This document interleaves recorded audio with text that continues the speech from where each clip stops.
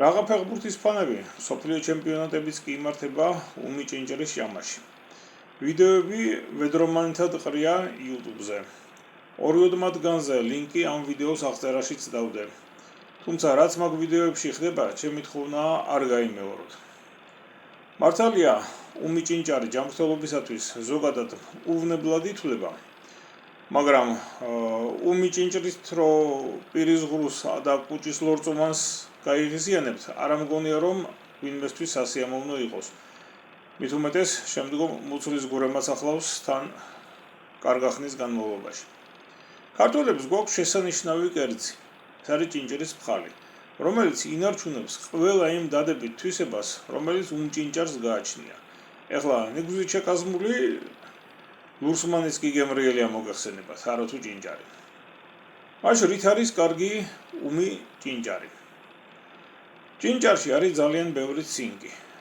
კარგად არის ცნობილი, რომ ეს მიკროელემენტი საჭიროა იმუნიტეტისათვის, ეს მე მგონი ადამიანი არ დარჩა რომ ეს არ იცოდეს, მაგრამ ცოტამ თუ იცის, რომ ცინკი მონაწილეობს ტესტოსტერონის სინთეზში და შესაბამისად სპერმატოგენეზშიც. ჭინჭარი შეიცავს ლიგნანებს. ეს ნივთიერებები უკავშირდება გლობულინს, რომელიც ბოჭავს სასქესო ჰორმონებს. ეს არის SHBG, sex hormone binding globulin. შესაბამისად, ამ პროტეინის, ამ გლობულინის შებოჭვით ხდება თავისუფალი ტესტოსტერონის დონის მატება სისხლში. სხვა სასქესო ჰორმონებისაც, მაგრამ კერძოდ ტესტოსტერონის თავისუფალი ფრაქციის. შემდეგ, ჭინჭარში არის ნივთიერებები, რომლებიც 5-ალფა რედუქტაზის ინჰიბიტორები გახლავთ. 5-ალფა რედუქტაზა კი არის ის ფერმენტი, რომელთაც ხდება ტესტოსტერონის გარდაქმნა დიჰიდროტესტოსტერონად.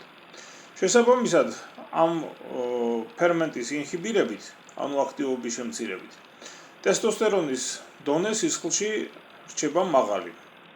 არის სხვა მექანიზმებიც, რომელთაც ჭინჭარი ტესტოსტერონის დონეზე დადებითად მოქმედებს, მაგრამ მთავარი ესენი არის ჩამოგითვალეთ და გარდა ამისა მარტივად გასაგებიც. ხოდა მეტი რა უნდა ფეხბურთის ფანს?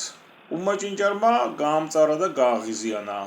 ტესტოსტერონმა ცოტა მოიმატა და ისიც უფრო მეტად დგება ყაყანისა და აგრესიის ხასიათზე.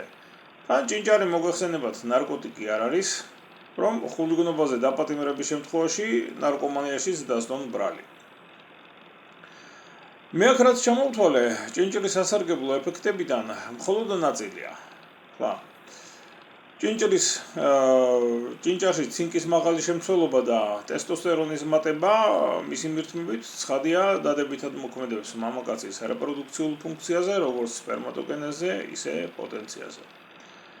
და ბოლოს, ვიდრე დავამთავრებ, გახსოვდეთ, რომ წამალსა და საწამლოს შორის განსხვავება არის დოზა. კვირაში 2-ჯერ ჭინჭრის ფხალის მირთმევა ყველა იმ დადებით თვისებას გამოავლენს, რაც კი ამ მცენარეს შეუძლია მოგვცეს.